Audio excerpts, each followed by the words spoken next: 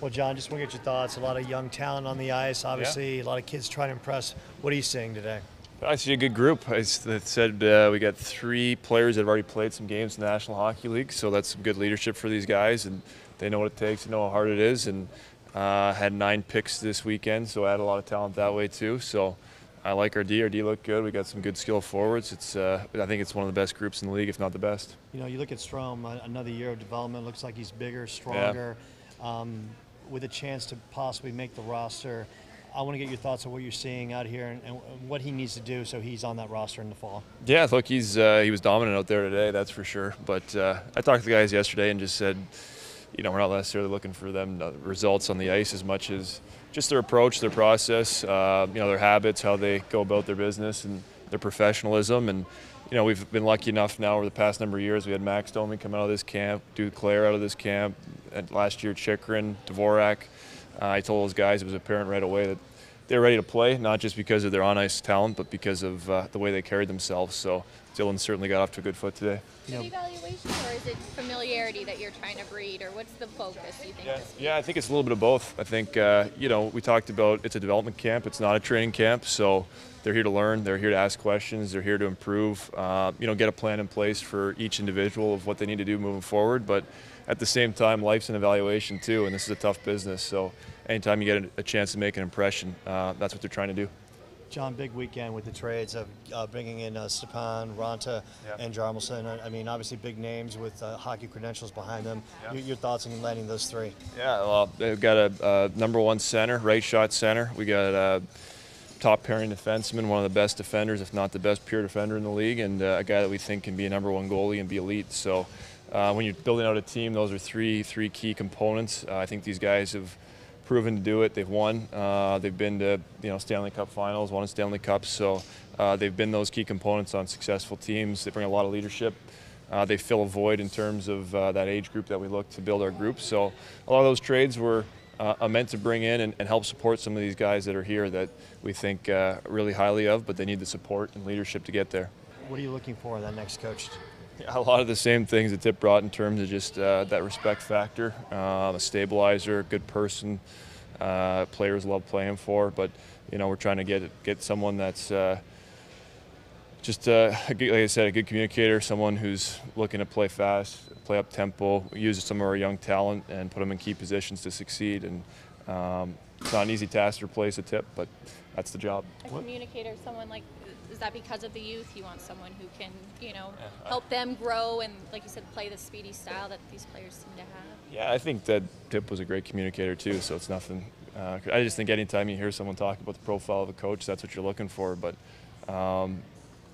tough to get from an interview necessarily. You got to go off the body of work and talk to a lot of people and collect a lot of information from people you trust, and then it's probably as big a decision as a manager can make in terms of their head coach. And hopefully we get it right and get someone that can pull all these different pieces together that we've put on the table and catch lightning in a bottle and do something special here. How much does experience matter, or that body of work? Does it have to be extensive? Do they have to have NHL credentials, or how much will that factor in? I think it's like anything. It's a component that goes into the larger decision-making process, and certainly if a guy is experienced, that's a positive. If a guy's not as or less experienced, that doesn't negate them from having an opportunity here. So I'm looking for someone that is the right fit at the right time for this organization, and not closing the door on anything.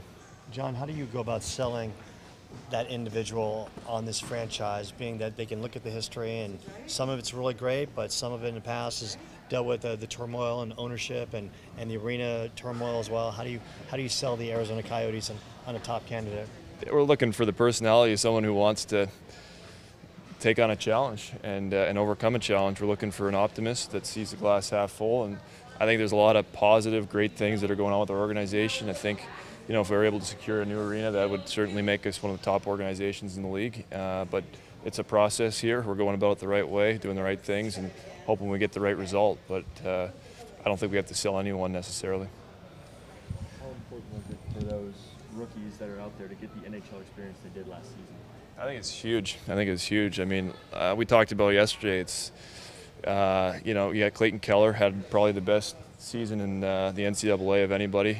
Comes in, It was tough. You know, it was a difficult time, but he did a good job too. And obviously Dylan put up how many 100 points over the last number of years in the OHL, and great player there. And he came up and he had his ups and downs, and it was a tough thing. So Christian, the same story. They're great players. That it's a tough transition. So to have that experience, know what it takes, and to be able to talk to their teammates and friends and tell them about it, I think it's all positive for our group. Is there a particular aspect, whether it be on or off the ice, that you saw that made it hard for them to transition? It's just young players transitioning to the NHL. It's a tough league. They're young players, they're talented players, but it's just a different level of play, style of play, and physicality. And it's one of those things where they're real smart players, so they adapt and they adjust. And sometimes it takes a little bit of time, but no, they're not different or unique than any other young player that's trying to learn how to play in the National Hockey League.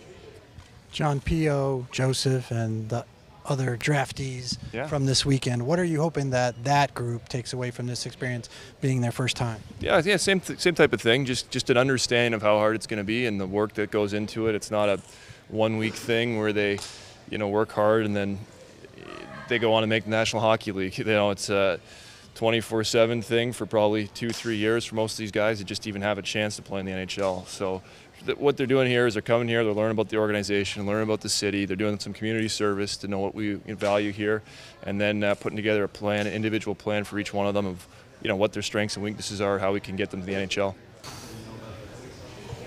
John, do you have a time frame as far as when you would like to have a new coach? No, just cognizant of the fact that it's July here now, or going to be July here now soon, so don't want to put anyone in a tough position. We got to move forward too. We need to. Camp's coming around the corner. It'll happen sooner than we know, so trying to be efficient and respectful of everyone's time.